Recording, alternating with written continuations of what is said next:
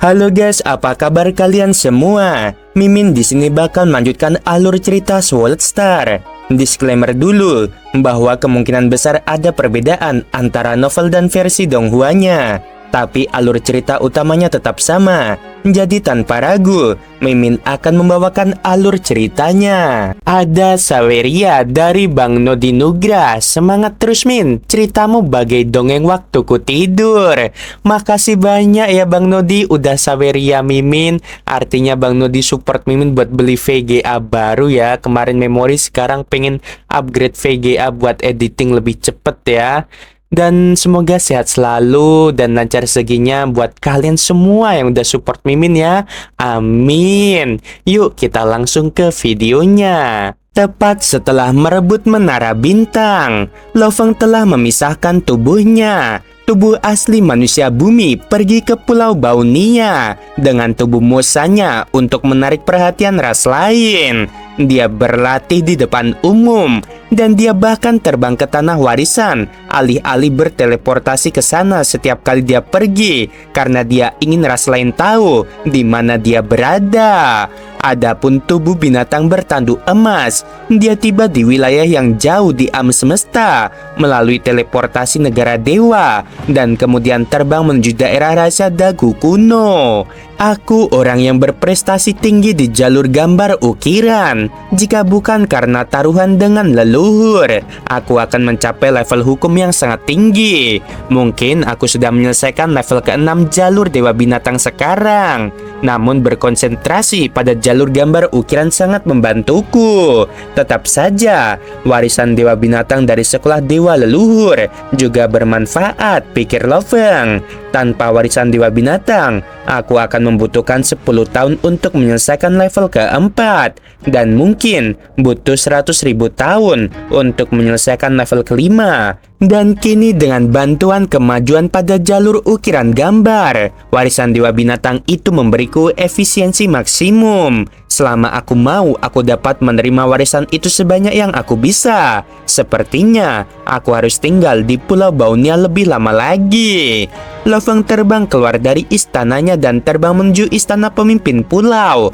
Banyak penonton yang memperhatikannya.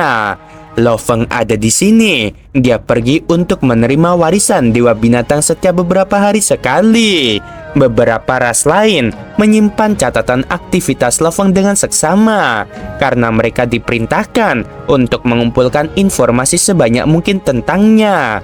Penting untuk mengumpulkan informasi tersebut jika mereka ingin menghabisi kesatria Lo Feng.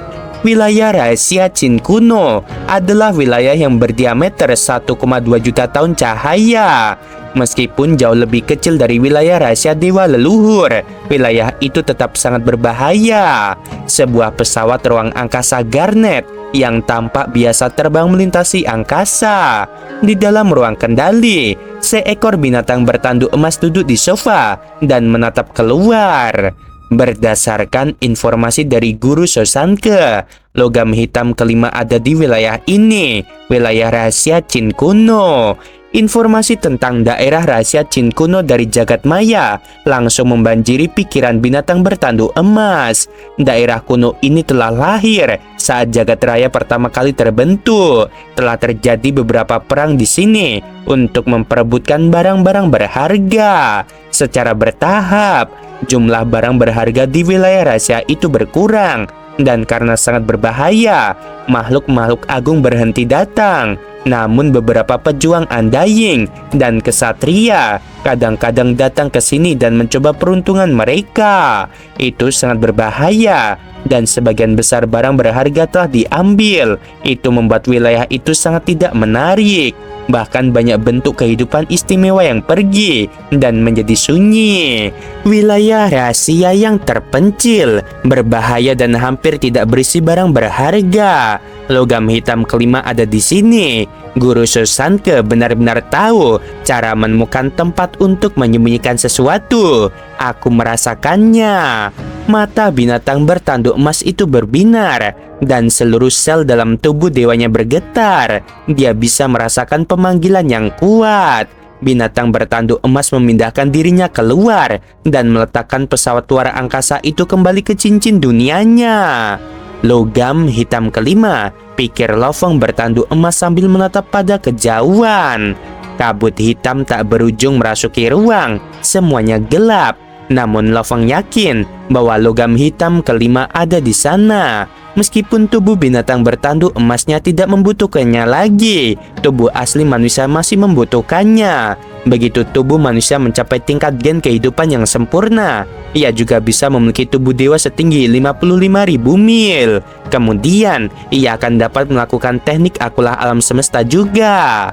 Hati-hati, katanya pada dirinya sendiri. Air emas mulai bergejolak di angkasa, meliputi area dengan radius 19 juta mil. 9 binatang aneh bermain-main di gelombang emas, mengelilingi binatang bertanduk emas hitam.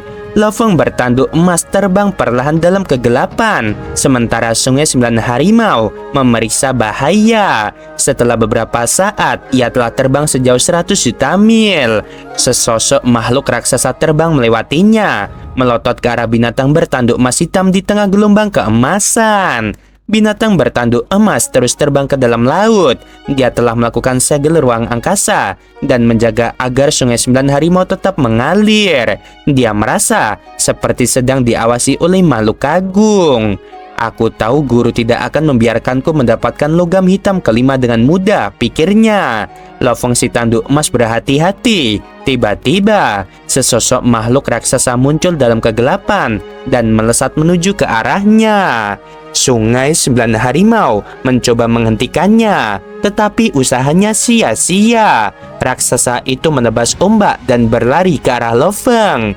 Lo-Fong melihat raksasa kristal hitam setinggi 1.000.000 mil.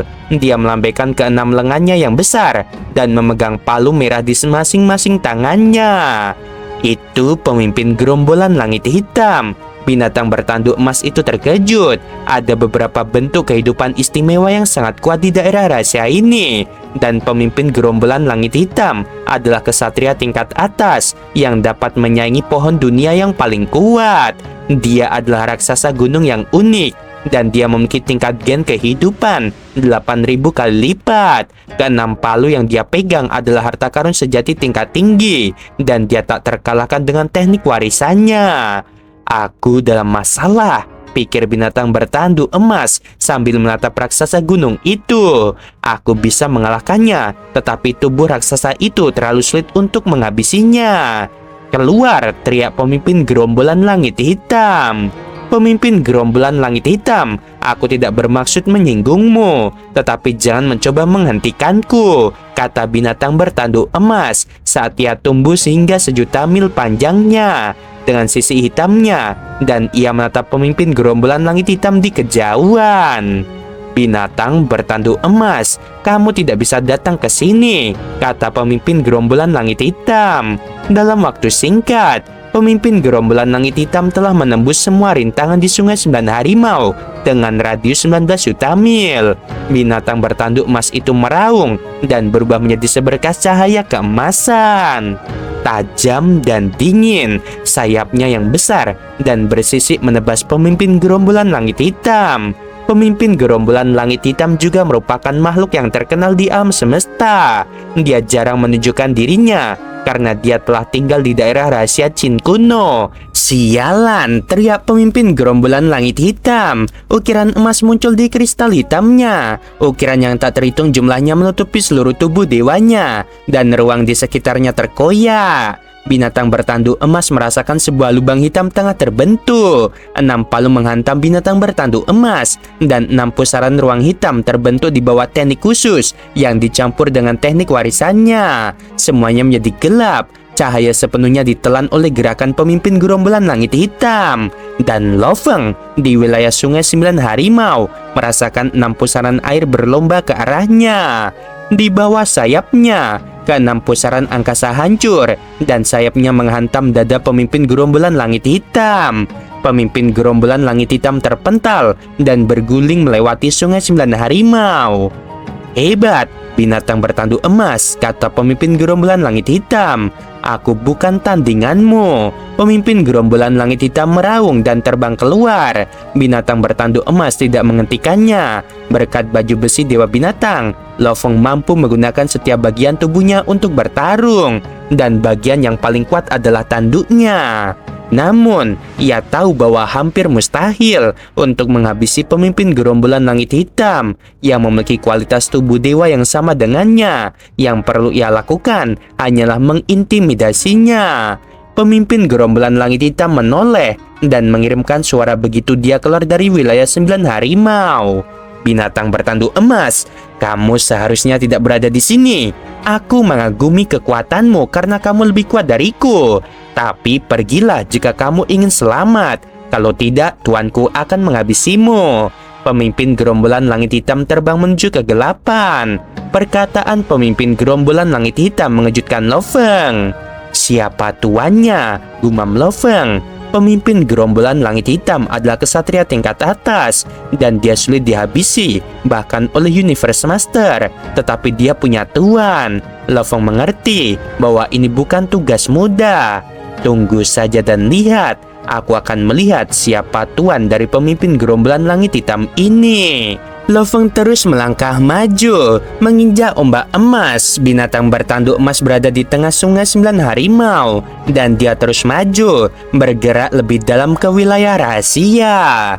Jika dia dapat memperbudak pemimpin gerombolan langit hitam, orang itu pastilah setidaknya seorang Universe Master. Lo Feng berspekulasi. Setengah jam kemudian, tidak ada lagi halangan di jalan. Jelas semua makhluk istimewa lainnya merasa khawatir setelah menyaksikan kekalahan yang dialami pemimpin gerombolan langit hitam. Mereka menyerah untuk menghentikan binatang bertanduk emas ini. Binatang bertanduk emas yang menyebalkan itu, beraninya dia mengganggu tuan. Binatang bertanduk emas samar-samar bisa merasakan makhluk istimewa lainnya diam-diam mengawasinya dari jauh, tetapi mereka tidak mengganggunya. Jadi dia tidak ingin memperhatikan mereka.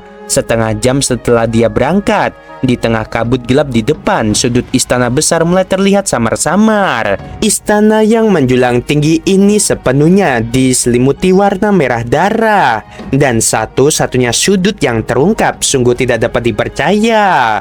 Apakah ini istana awan darah?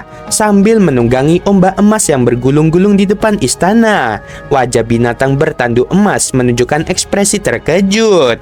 Papan logam hitam kelima ada di istana awan darah.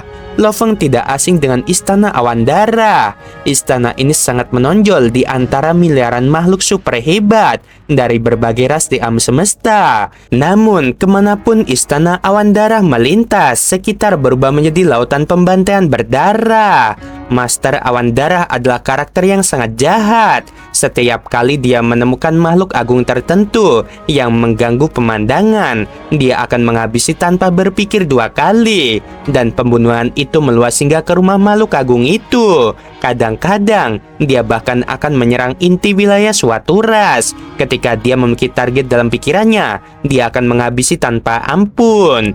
Namun sejauh latar belakangnya, identitasnya, rasnya, dan kekuatan aslinya, semuanya ini tidak diketahui. Yang diketahui bahwa istana awan darahnya adalah harta karun sejati tipe istana terbang. Ada banyak Universe Master menginginkannya mati, tetapi meskipun penguasa istana awan darah adalah penyendiri, dia sangat kuat sampai-sampai bisa memusnahkan dua Universe Master sendirian.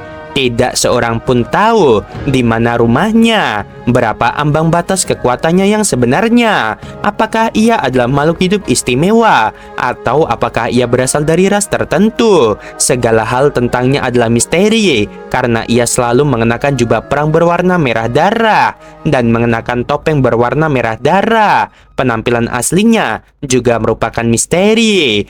Rumor mengatakan bahwa penguasa istana awan darah berasal dari manusia. Karena tidak peduli seberapa jahatnya penguasa istana awan darah, ras manusia tidak pernah ia sentuh. Terakhir kali dia muncul adalah sekitar 3 juta era yang lalu. Dia telah menghilang terlalu lama. Tidak ada berita sama sekali. Dan berbagai kekuatan alam semesta berspekulasi bahwa penguasa istana awan darah pastilah salah satu Universe Master yang menyamar dengan identitas lain. Namun, penyamaran ini tidak lagi dibutuhkan sekarang, jadi dia belum muncul lagi. Siapa yang tahu bahwa Istana Awan Darah bersembunyi di sini dan dengan pemimpin gerombolan langit hitam yang menjaganya. Lo Feng tercengang. Tidak heran, tidak ada satupun makhluk agung yang dapat menemukannya. Lagi pula, para Universe Master tidak terlalu peduli untuk mengunjungi wilayah rahasia kuno, dan para kesatria biasa bahkan tidak akan mampu mencapai pintu-pintu tersebut dengan pemimpin gerombolan langit hitam yang berjaga. Bagaimana kalau aku memasuki harta karun sejati ini? Binatang bertanduk emas ragu sejenak, tetapi segera mengambil keputusan. Tujuan utama harta karun sejati tipe istana terbang adalah untuk melindungi pemiliknya. Aku belum pernah mendengar istana awan darah ini mampu menjebak makhluk agung. Pintu istana terbuka, tak ada lagi keraguan. Binatang bertanduk emas menyusutkan ukuran sungai 9 harimau saat terbang langsung menuju pintu istana. Istana utama memancarkan aura pembunuh dan sombong yang tampaknya tak terbatas. Saat binatang bertanduk emas masuk, singgasana berwarna merah darah di istana utama adalah pemandangan pertama yang menyambutnya. Namun tidak ada seorang pun di singgasana itu.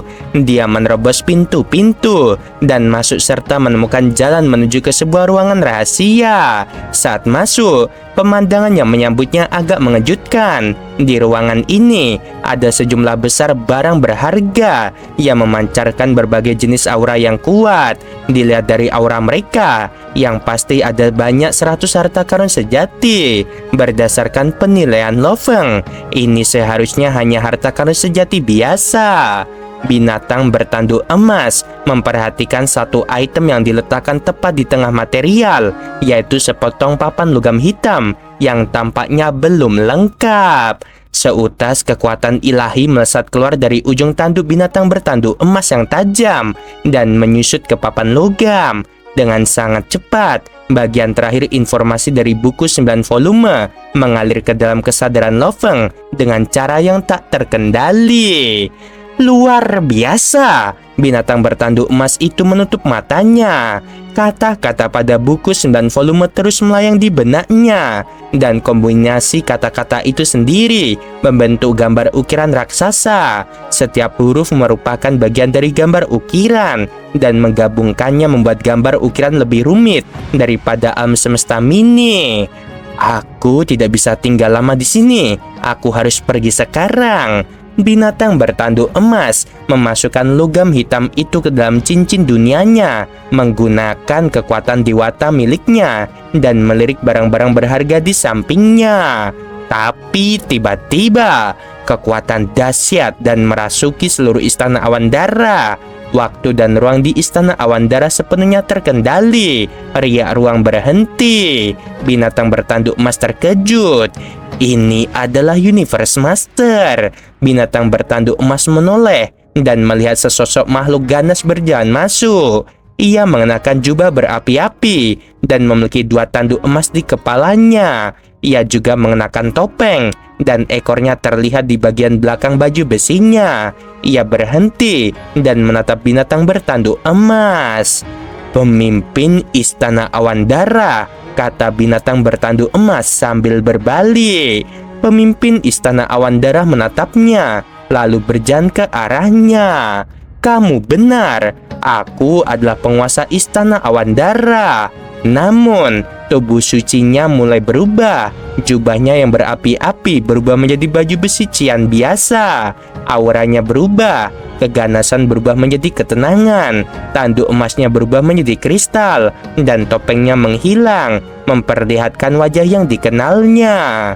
Guru! Binatang bertanduk emas itu berseru, bingung dengan pemandangan itu. Pemimpin Istana Awan Darah telah berubah menjadi bentuk guru Sosanke. Auranya persis sama dan selain auranya, kekuatan yang dipancarkannya lebih kuat daripada pemimpin kota primal. Itu tidak dapat ditiru. Guru, aku tidak menyangka pemimpin Istana Awan Darah adalah kamu, kata tubuh binatang bertanduk emas. Tidak heran, tidak ada yang bisa menghadapi Istana Awan Darah. Penguasa Awan Darah hanyalah tubuh yang kubuat, Sosanke memandang ke angkasa dan mendesah. Meskipun hanya sebuah tubuh, kekuatannya setara dengan pemimpin kota primal. Kekuatannya cukup untuk menjajahi alam semesta. Mengapa kamu menyamar sebagai pemimpin istana awan dara? Mata binatang bertanduk emas berbinar karena kebingungan. Itu karena dirimu, kata Sosanke. Tepatnya, ini adalah identitas yang aku persiapkan khusus untuk murid ketigaku. Siapapun yang memenuhi persyaratanku akan mewarisi posisi ini. Sialan, pikir Lo Feng. Guru membuatku dalam masalah. Pemimpin istana awan dara adalah seorang maniak yang memiliki musuh di seluruh dunia. Semua kekuatan menginginkan kehancurannya, dan guru tampaknya ingin aku mewarisi posisi ini. Sosanke berkata, pemimpin istana awan dara dan kepala penjara utara. Keduanya adalah tubuh yang dibuat olehku. Kepala penjara utara adalah makhluk jahat tertinggi yang sama terkenalnya dengan penguasa awan dara. Dia memiliki harta karun sejati tipe istana terbang, yaitu Northern Prison, yang memiliki kekuatan penyegelan dan penindasan. Aku bermaksud agar saudaramu yang kedua mewarisi posisi kepala penjara utara. Sosanke menggelengkan kepalanya. Namun, dia tetap gagal memuaskanku setelah sekian lama. Itulah sebabnya aku membuat kepala penjara utara menghilang. Saudaramu yang kedua tidak memenuhi syarat menjadi dia. Kamu telah membuktikan bahwa kamu lebih baik daripada saudara keduamu saat kamu berhasil menguasai Menara Bintang. Menara Bintang sangat kuat. Kesatria, Universe Master, dan bahkan Trugat tidak memiliki kesempatan untuk menggunakannya. Yang lebih lemah tidak memiliki kemauan yang cukup kuat. Sungguh mengagumkan bahwa kamu bertahan hidup saat masih menjadi penguasa sektor. Meskipun begitu, meskipun kamu lebih baik daripada saudara keduamu, kamu masih belum memenuhi tujuanku, yaitu menjadi Trugats. Lo Feng terkejut. Baik kakak tertua maupun kakak keduanya adalah Universe Master. Namun Sosanke tetap kecewa dan membina murid ketiga. Ternyata Sosanke ingin muridnya menjadi Trugat. Sangat sulit untuk menjadi Trugat, kata Sosanke. Kamu tidak akan pernah menjadi Trugat jika kamu terus berlatih sendiri. Setiap Trugat menjadi satu karena pengalaman dan keberuntungan mereka. Tetapi mereka semua menjadi Trugat melalui darah dan api. Sosanke melambaikan tangannya dan mutiara berdarah muncul. Ini adalah harta karun sejati yang istimewa yang disebut mutiara awan darah. Mutiara itu dapat mengubah auramu dan bahkan menyamarkan baju sirahmu. Tidak seorang pun akan dapat mengenalimu, dan harta karun sejati tipe istana terbang akan menjadi milikmu juga. Tentu saja jika kamu mengecewakanku, aku akan mengambil kembali istana awan dara dan mutiara awan dara seperti yang aku lakukan kepada saudara keduamu. Oke guys, sampai sini dulu episodenya. Dan aduh, ternyata ya guys ya, gurunya Lo Feng menyamar jadi penguasa istana awan dara. Jadi gimana teman-teman identitas Lo Feng kali ini? Apakah bakal menguntungkan dia dalam sebuah kultivasi atau merugikan Lo Feng? Karena musuhnya pastinya para Universe Master ya. Oke, sebelum video berakhir Min mau bilang sungguh membagongkan. Terima kasih.